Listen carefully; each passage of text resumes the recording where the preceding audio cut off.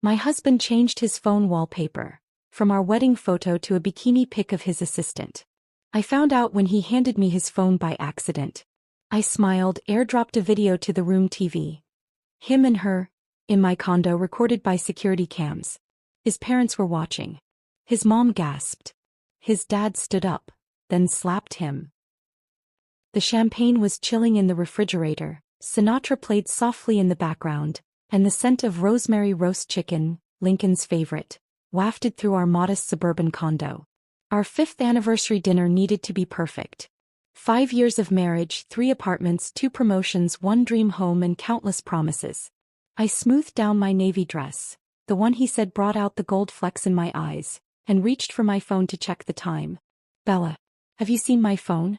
I think I left it on the counter. Lincoln called from upstairs, his voice carrying that slight edge of impatience I'd become so familiar with lately. I'll look. I called back, scanning the kitchen countertops until I spotted his sleek black phone beside the salt and pepper shakers. As I picked it up, the screen lit up with notifications and my breath caught in my throat. Where our wedding photo had been, that perfect sunset shot of us laughing on the beach, was now Caroline, Lincoln's assistant, in a tiny red bikini, posing on what looked like a hotel balcony. Her long blonde hair blowing in the breeze, her smile aimed directly at the photographer. My husband. Before we continue with Bella's journey, I want to thank you for joining this raw exploration of betrayal and reclamation. If you connect with stories about women who refuse to be victims, who use their intelligence and strength to take back their power, consider subscribing. It's completely free and you'll never miss another story of transformation from devastation to self-discovery. Now let's see how Bella's perfect life began to unravel. My fingers turned to ice around the phone. The room suddenly felt too bright, the music too loud. I stared at the image, blinking slowly as if that might change what I was seeing. Caroline had been working for Lincoln for just under a year. Young, ambitious, with a marketing degree and what my husband had described as fresh ideas for the advertising agency where he was creative director. Did you find it? Lincoln called again and I heard his footsteps on the stairs. With practiced composure, the same I used in courtroom proceedings when opposing counsel threw unexpected evidence my way, I placed the phone back exactly where I'd found it, screen down. It's on the counter, I said, amazed at how steady my voice sounded while my internal world collapsed into rubble. Lincoln entered the kitchen, all 6 feet of him in pressed slacks and the blue button-down I'd given him last Christmas. He smiled, that crooked smile that had once made my heart race for entirely different reasons than it was racing now. Thanks, babe. He grabbed the phone casually, pocketing it without checking the screen. The chicken smells amazing. I watched him pour himself a glass of water, studied the familiar movements of his hands, the wedding band still firmly in place. In that moment, a strange clarity washed over me. 10 years as a corporate attorney had taught me one crucial lesson. Never show your hand too early. Your parents are still coming at 7, right? I asked, reaching for wine glasses as if this were just another Thursday evening. Yep. Dad texted earlier that they're looking forward to it. I nodded, calculating rapidly behind my practiced smile.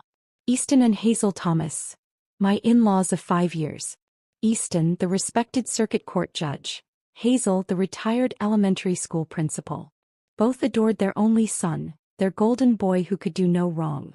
Over the next hour, as Lincoln showered and I put finishing touches on dinner, my mind worked with cold precision.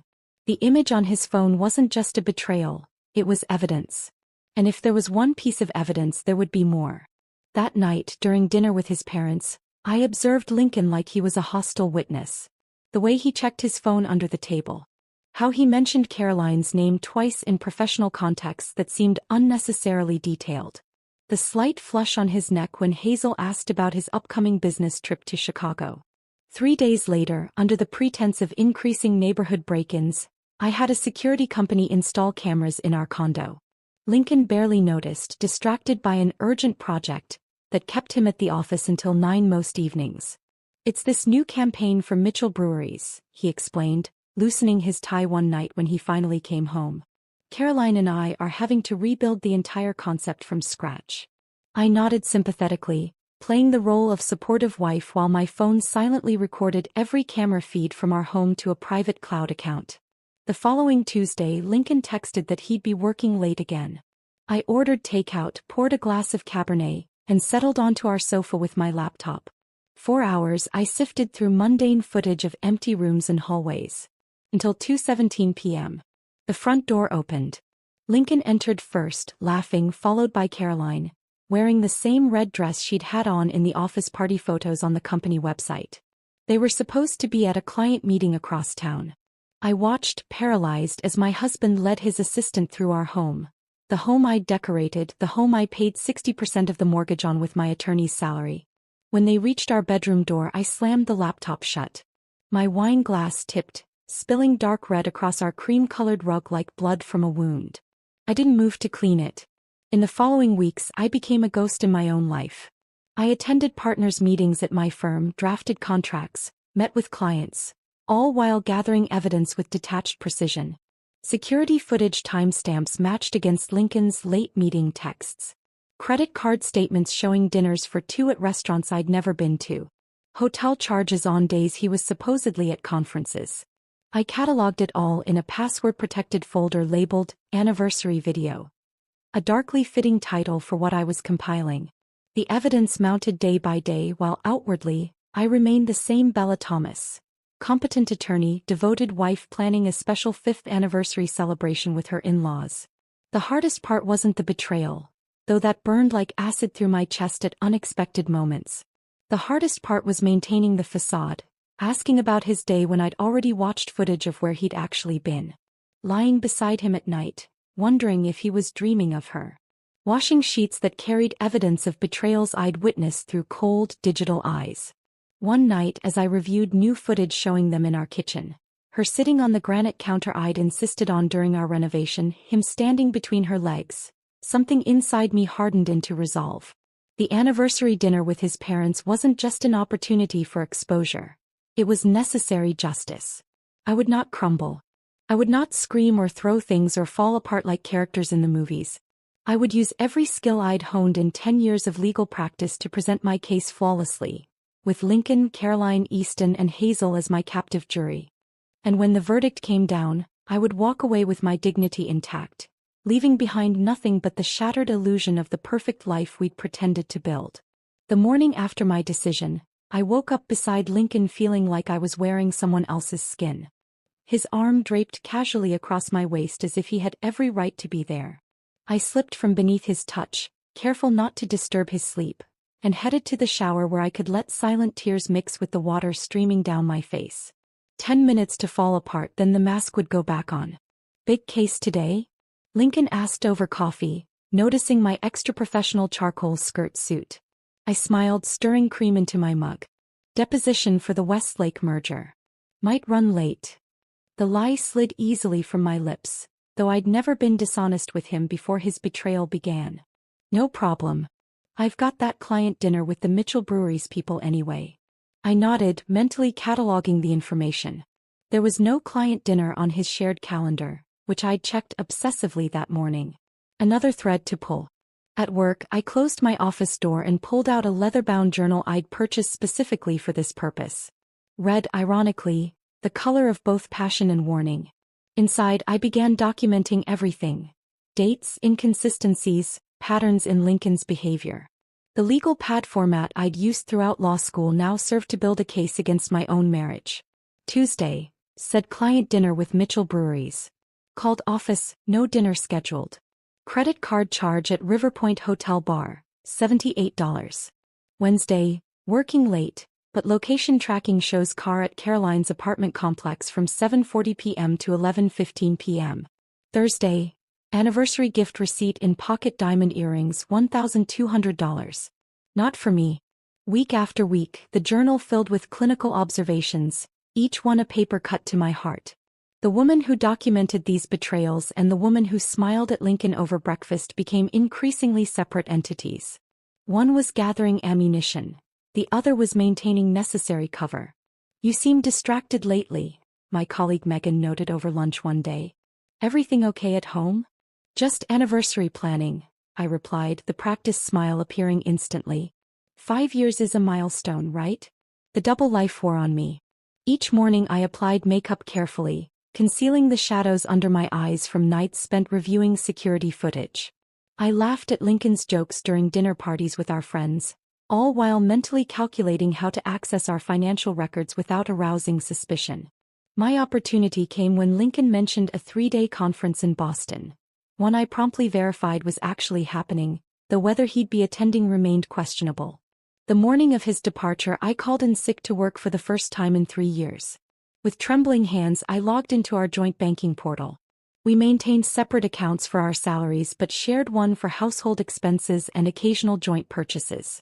I scrolled through 6 months of statements, taking screenshots of every suspicious transaction. Woodland Jewelry, $1,247.98. Weekend reservation at Lakeside Inn, $689.73. Carolina Wine Imports, $312.50. Caroline's favorite vineyard, according to her social media. Each discovery was meticulously added to my growing file. I wasn't just collecting evidence of an affair anymore. I was documenting financial infidelity as well. Lincoln was spending our shared resources to finance his betrayal. That same day, I took the calculated risk of adding 2 more hidden cameras. One in our bedroom closet where he often took private work calls, and another angled toward our bathroom door. The existing cameras had captured them in common areas, but I needed comprehensive evidence. Every legal instinct warned about invasion of privacy, but my wounded heart overruled professional caution. How was Boston? I asked when Lincoln returned, his overnight bag dropping in our entryway. Exhausting. Back-to-back sessions on digital marketing trends. He kissed my cheek and I fought the urge to wipe away the touch. How about I take you to dinner tonight? Make up for being gone. I smiled, nodding. That sounds perfect. While he showered, I checked the location history on his phone, which I'd figured out how to access weeks earlier. The blue dots showed his movements clustered around downtown Chicago hotels, nowhere near Logan Airport or Boston. Another entry for my journal. The dual existence became almost normal, watching him lie to my face, accepting it with a smile, then documenting everything once he left the room. I became an expert actress, laughing at appropriate moments, initiating intimacy occasionally to avoid suspicion, all while silently building my case. One night, Lincoln reached for me in bed, his hand sliding along my hip. I didn't recoil, though everything in me wanted to. Instead, I played my role, responding to his touch while my mind catalogued the mechanics of our interaction. The performance was convincing enough that afterward, he fell asleep with his arm around me, completely unaware of my detachment. As our anniversary approached, I began planning the revelation with the same attention to detail I devoted to preparing crucial witness testimony. The dinner would include his parents, Easton and Hazel, who had always treated me like a daughter. Their presence was crucial. Lincoln valued their opinion above anyone else's. The timing needed to be precise. After dinner but before dessert, when everyone would be relaxed but still alert. I practiced controlling my breathing, rehearsed potential responses to his inevitable denials, and prepared myself for the shock on his parents' faces. The security footage was edited into a 3-minute compilation, short enough to maintain impact, long enough to be undeniable. Nothing explicit but damning nonetheless. Mom and Dad are looking forward to Saturday, Lincoln mentioned casually, 3 days before our anniversary. Dad's bringing that 20-year scotch he's been saving. That's thoughtful of him, I replied, picturing Easton's face when he would see what his son had been doing. Would he still want to toast our marriage then? The night before the dinner, I stood in our kitchen rehearsing my composed facade one final time. Tomorrow the performance would end. The evidence was irrefutable, the plan meticulously crafted. 5 years of marriage would conclude in a single evening of revelation. As I chopped vegetables for tomorrow's dinner, Lincoln came up behind me, wrapping his arms around my waist. "Happy almost anniversary," he murmured against my neck. I leaned back against him, playing my part one last time. "It's been quite a journey," I replied, my voice steady despite the thunder of truth waiting to break loose. Indeed it had been. A journey from love to betrayal to calculated revenge. And tomorrow at precisely 8:15 p.m., the mask would finally come off.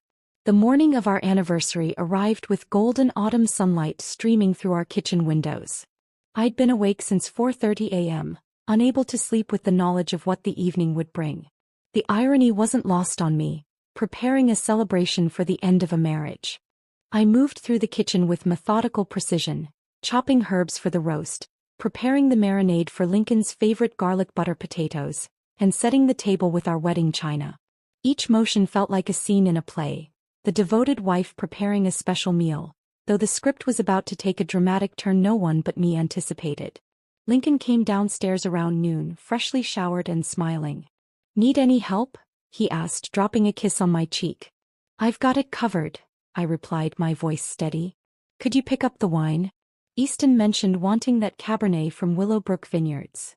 "Sure thing," he said, grabbing his keys. "Can't wait for tonight. 5 years with the most beautiful attorney in Chicago deserves a proper celebration." As the door closed behind him, I allowed myself a moment of weakness, gripping the counter until my knuckles whitened. 5 years. 300 pieces of evidence. One devastating video waiting on my phone. By 6:30, the condo smelled of rosemary and garlic. I'd changed into a simple black dress, appropriate for both a celebration and a funeral. The dining room sparkled with candlelight, our wedding portrait watching over the scene like a cruel joke. The doorbell rang at 6:55 p.m. I took a deep breath, checked my reflection in the hallway mirror, and opened the door to Easton and Hazel Thomas. "There she is," Easton boomed, pulling me into a bear hug. At 68, the retired judge still maintained the commanding presence that had once made attorneys tremble in his courtroom. "Happy anniversary, sweetheart." Hazel embraced me next, her perfume enveloping me in a cloud of lilac. "We brought gifts," she whispered conspiratorially, holding up elegant silver gift bags. "And scotch," Easton added, producing an expensive bottle. "Where's that son of mine?" On cue, Lincoln appeared from the kitchen, embracing his parents with genuine affection. Something twisted painfully in my chest watching him. The charming son, the doting husband, knowing what lay beneath the facade. Dinner progressed with practiced normalcy. I served the courses, poured the wine, and participated in conversations about neighborhood developments and Lincoln's recent work projects. "The Mitchell campaign is really taking off," Lincoln explained, swirling his wine. "We've got some innovative strategies in play." "All thanks to that assistant of yours," Hazel said innocently. "Caroline, right? You mentioned she's been instrumental." I watched Lincoln's face carefully. The slight tightening around his eyes, the momentary pause before responding. "The whole team's been great," he deflected. "Speaking of great teams," Easton raised his glass. "Here's to 5 spectacular years for these two. Lincoln, you couldn't have chosen a better partner." "I know," Lincoln agreed, reaching for my hand across the table. I allowed his fingers to intertwine with mine, feeling nothing but cold determination. After clearing the dinner plates, I excused myself to the kitchen, ostensibly to prepare dessert. Instead, I took 30 seconds to steady my breathing and retrieve my phone from its charging station. The video was queued up, ready to airdrop to our television. There would be no turning back. When I returned to the dining room, Hazel was in the middle of a story about Lincoln's childhood accomplishments. "He was always so focused when he wanted something," she was saying. "Remember that science fair in 8th grade, Lincoln? You worked for weeks on that project." "Speaking of memories," I interjected smoothly, placing strawberry cheesecake, Lincoln's favorite, on the table. "We still haven't shown you the photos from our trip to Lake Geneva last month." Lincoln smiled, clearly relieved by the change of subject. "They're on my phone somewhere." "Why don't you show your mom?" I suggested. "I think she'd especially love the sunset shots from the boat tour." As he reached for his phone, I casually picked up mine. "Actually, I have some better ones. Let me put them on the TV so we can all see them properly." No one questioned this. We often shared photos this way during family gatherings. I tapped a few buttons, connecting to the smart TV mounted on our dining room wall. My heart hammered against my ribs as I selected the file labeled Anniversary Special. "I put together a little slideshow," I explained, my voice surprisingly steady. "Just some highlights from our 5 years together." The screen flickered to life. The first image was indeed from our wedding. Lincoln and me on the beach, laughing as waves crashed behind us. His parents made appreciative noises. Lincoln smiled, reaching for my hand again. I withdrew my fingers just as the image changed. The timestamp appeared first, 2:17 p.m. Tuesday, September 23rd. Our living room came into focus. The front door opened. Lincoln's smile froze on his face. The footage showed him entering our home, Caroline following close behind. Their laughter was muted but visible. His hand on the small of her back. Her fingers in his hair. "What is this?" Lincoln's voice cracked. He lunged for the remote control, but I'd already moved it out of reach. Easton and Hazel sat motionless, confusion giving way to horrified understanding as the footage continued. Lincoln leading Caroline toward our bedroom. "Bella, turn it off," Lincoln hissed, standing now, his face drained of color. "That's just the beginning," I replied calmly, though my heart raced. "There's more. Kitchen counter footage from last Thursday. Shower footage from Monday morning while I was at court. Oh, and my personal favorite, you two on our anniversary weekend last year when I was visiting my sick mother." Hazel's gasp seemed to echo through the room. Her hand covered her mouth, eyes wide with shock. Easton remained perfectly still, his face darkening to a dangerous shade of red. "These are time-stamped, documented, and backed up," I continued in my most professional courtroom voice. "As are the financial records showing gifts purchased for Caroline on our joint account. The hotel receipts. The text messages." Lincoln stared at me, then at his parents, then back at the screen where the evidence of his betrayal played on in damning clarity. "Lincoln Thomas." Easton's voice was barely recognizable, a guttural growl I'd never heard from the typically composed judge. "What have you done?" The storm I'd been preparing for had finally broken. As Lincoln stammered through desperate explanations, I stood watching the destruction with a strange sense of detachment. 5 years of marriage disintegrating before my eyes, yet all I felt was the quiet satisfaction of justice finally being served. Easton Thomas rose from his chair with the deliberate slowness of a man fighting to maintain control. The room seemed to shrink under the weight of his fury. Lincoln backed away, hands raised defensively. "Dad, I can explain," he began but never finished the sentence. The crack of Easton's palm against Lincoln's face echoed through our dining room like a gunshot. 5 years of practicing law in Chicago's most cutthroat courtrooms hadn't prepared me for this raw display of parental disappointment. Lincoln staggered backward, his hand moving to his reddening cheek, shock written across his features. "Don't you dare call me that right now," Easton growled, his voice trembling with rage. "Your mother and I raised you better than this." Hazel remained frozen in her seat, tears streaming silently down her lined face. Her fingers clutched the edge of our dining table, the mahogany one we'd found at that antique store in Michigan during our second anniversary trip. The strawberry cheesecake sat untouched, its perfect surface now an obscene reminder of the facade we'd been living. "It's not what it looks like," Lincoln tried again, desperation creeping into his voice. "Caroline and I, it's just work stress. Mistake.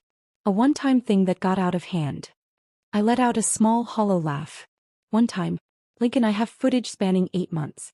73 separate incidents in our home alone." The precision of my documentation seemed to hit him like physical blows. His eyes darted between his parents and me, searching for an escape route that didn't exist. The footage continued playing silently in the background. A ghostly chronicle of betrayal that no one could look away from. "Turn it off," Hazel whispered finally, her voice cracking. "Please, Bella." I nodded and pressed pause but didn't disconnect the screen. The frozen image of Lincoln kissing Caroline in our kitchen hovered like an accusation. "When?" Easton demanded, still standing over his son. "When did you become this person?" Lincoln sank into his chair, suddenly looking decades older than his 35 years. "It just happened," he mumbled. "We were working late, drinking, celebrating the Mitchell account. 8 months ago," I supplied helpfully. "Around the time I made junior partner. While I was working 16-hour days to advance my career, you were advancing your relationship with Caroline." I moved around the table, retrieving a manila folder from the sideboard drawer. My hands didn't shake as I laid out printed screenshots of text messages, credit card statements, hotel receipts. Each piece of evidence meticulously organized by date. The attorney in me couldn't help but appreciate the thoroughness of my case. "Diamond earrings," I pointed to one receipt. "Charged to our joint account the day after I won the Westfield case. Weekend at the Lakeside Inn while I was visiting my mother in the hospital. Dinner at Giovanni's, where you proposed to me on her birthday." Lincoln didn't touch the papers. His gaze remained fixed on some invisible point beyond my shoulder, unable to meet anyone's eyes. This is why you've been so distant, Hazel said softly, her initial shock giving way to painful understanding. All those family dinners you canceled. The holidays when you were too busy to visit. Caroline needed me, Lincoln said weakly, as if this explained everything. The words hung in the air for 3 excruciating seconds before Easton exploded. Needed you? Needed you. His fist came down on the table, causing the wine glasses to jump. Your wife needed you. Your family needed you. We welcomed you into our home at Christmas while you were carrying on with. He couldn't finish, overcome with disgust. I'd never seen Easton Thomas at a loss for words in all the years I'd known him. The former judge who could deliver hour-long opinions without notes was now stammering with rage. I was going to end it, Lincoln tried again, an edge of whining desperation entering his voice. After the Milwaukee conference next month. I was going to break it off with Caroline and recommit to our marriage. That was news to me, another lie to add to the mountain between us. I studied my husband's face, searching for any trace of the man I'd fallen in love with 10 years ago. The college boyfriend who'd written me poetry during finals week. The fiancé who'd surprised me with sunset picnics. The newlywed who'd whispered dreams of growing old together. He was a stranger now, this panicked man crafting flimsy excuses in our imploding dining room. How convenient, I said coolly. And what about the trip to Cancun you booked for Caroline's birthday next month? The one you paid for with airline miles from our joint account. Lincoln paled. How did you? I'm an attorney, Lincoln. Gathering evidence is what I do. Hazel stood suddenly, her chair scraping against the hardwood floor. I can't be here right now, she said, her voice thick with emotion. I need air. She moved toward the door with unsteady steps. Easton looked torn between following his wife and continuing to confront his son. Parental instinct won out, and he gave Lincoln one last withering look before going after Hazel. Don't you dare leave, he commanded his son. We're not finished. In the sudden quiet after the front door closed behind them, Lincoln and I faced each other across the ruins of our anniversary dinner. 5 years of marriage reduced to forensic evidence and security footage. How long have you known? He asked finally, his voice small. Long enough to be certain, I replied, feeling oddly detached from the pain that should have accompanied this conversation. Long enough to prepare. Lincoln reached for my hand across the table. I withdrew it before he could touch me. Bella, please. We can work through this. Couples therapy. A fresh start. I'll cut all ties with Caroline immediately. I stood, smoothing the fabric of my black dress. Your parents will be back soon. I'm going to pack a bag and stay at Megan's tonight. You're leaving. Panic flooded his features. Now. Like this. Did you think I'd stay? I asked, genuine curiosity in my voice. Did you think I'd watch that footage and then just... What? Forgive you? Pretend it never happened. I love you, he said desperately. One mistake shouldn't erase 10 years together. 73 mistakes, I corrected him. In our home alone. I moved toward our bedroom, pausing at the threshold to look back at the man who was still legally my husband. Don't follow me. You have enough to deal with when your parents return. Upstairs, I packed efficiently, toiletries, work clothes, important documents. The overnight bag I'd prepared days ago sat ready in my closet. As I zipped it closed, I heard the front door open and Easton's voice rising again in the living room. I slipped out the back door, my car keys clutched tightly in my hand. The cool October air hit my face like a blessing, washing away the suffocating atmosphere of deceit that had filled our home. As I drove away from the condo, from the marriage, from the life I'd thought was real, an unexpected feeling washed over me. Not grief. Not rage. Not even heartbreak. Freedom. Megan's spare bedroom became my sanctuary for the first week after the implosion of my marriage. 7 days of ignored calls from Lincoln, concerned text messages from Hazel, and a single voicemail from Easton that simply said, "We're here when you're ready, Bella." My colleagues' quiet support, coffee waiting by the bathroom door each morning, take-out dinners with no pressure to talk, gave me space to process the seismic shift in my reality. You can stay as long as you need, Megan offered on the 8th morning, leaning against her kitchen counter. But you should probably go back to work before Peterson assigns your cases to someone else. He was right. I'd taken a week of emergency personal leave, but hiding away wouldn't solve anything. The law had always been my anchor, the one thing I could trust when everything else proved uncertain. I'll go back tomorrow, I decided, feeling a flicker of my old resolve returning. Time to face the music. The law firm of Baker, Peterson and Walsh fell silent when I walked through the glass doors Monday morning. Conversations halted mid-sentence. Eyes tracked my progress down the hallway toward my office. News traveled fast in Chicago's legal circles, especially news involving a respected judge's son and a junior partner with a promising future. Ted Walsh, one of the founding partners, appeared in my doorway before I'd even set down my briefcase. "Bella," he said, his voice carefully neutral. "Got a minute?" In his corner office with its view of Lake Michigan, Ted didn't waste time on pleasantries. "Lincoln called the firm. Twice. Said you've been unreachable and he's concerned."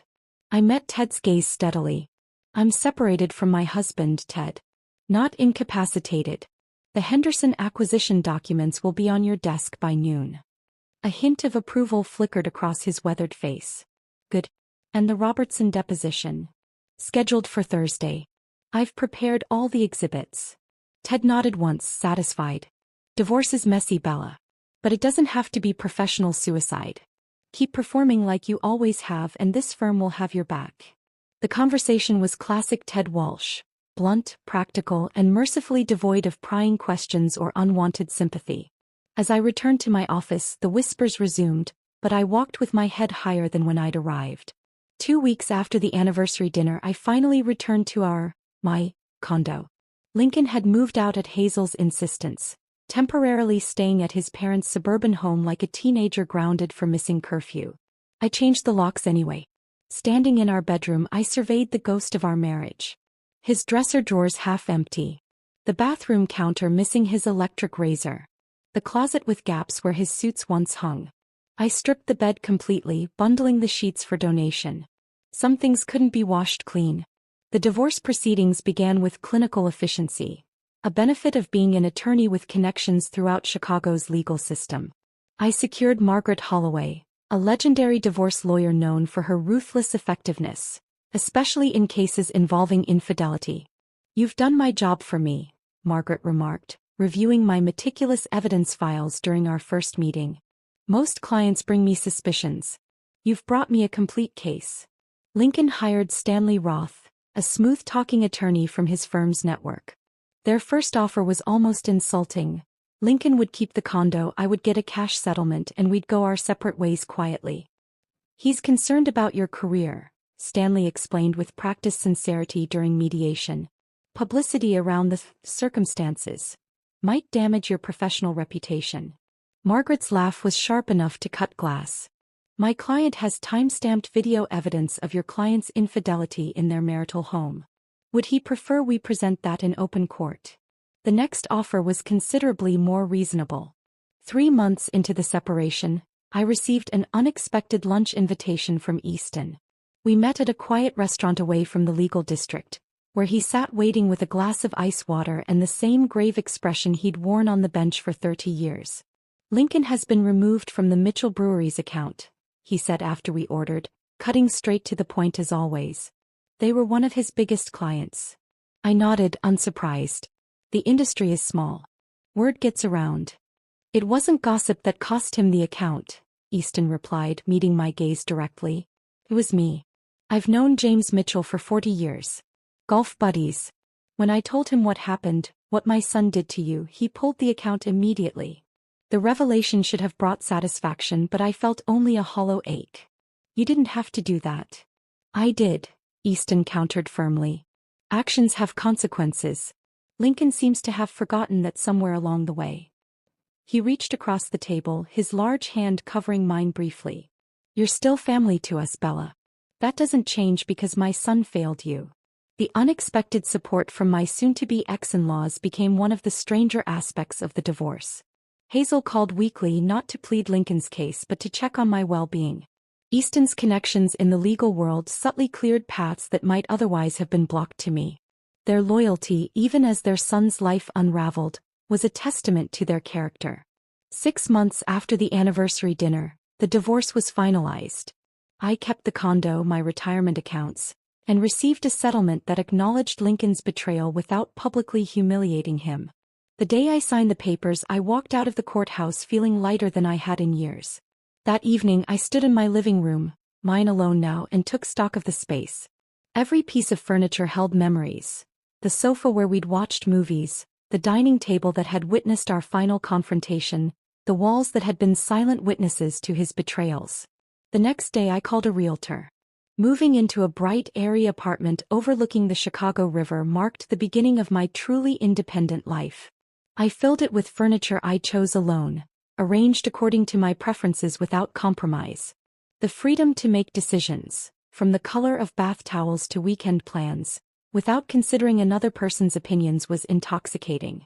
At work, my reputation shifted from Lincoln Thomas's wife to simply Bella, the attorney who handled the Henderson acquisition with exceptional skill, who never missed a filing deadline despite personal turmoil, who maintained professional composure when facing opposing counsel who happened to be her ex-husband's college roommate. 1 year after the divorce, Lincoln's professional decline became common knowledge in our circles. The Mitchell account was just the beginning. Easton's quiet withdrawal of support, from introductions to country club memberships to holiday party invitations, systematically disconnected Lincoln from the network that had buoyed his career for years. Caroline left the agency 6 weeks after our divorce was finalized. According to office gossip, she'd moved to Denver with a pharmaceutical sales representative she'd met at a conference. I ran into Lincoln only once at a charity gala I attended with colleagues. He looked older, subdued. We exchanged polite nods across the room, two strangers who once shared everything. "Are you okay?" Megan whispered, noticing the exchange. I considered the question carefully, searching for any lingering pain or regret. Finding none, I smiled genuinely. "I'm better than okay," I replied and meant it. Standing there in my carefully chosen dress, surrounded by colleagues who respected me for my work rather than my marital status, I recognized the woman I'd become.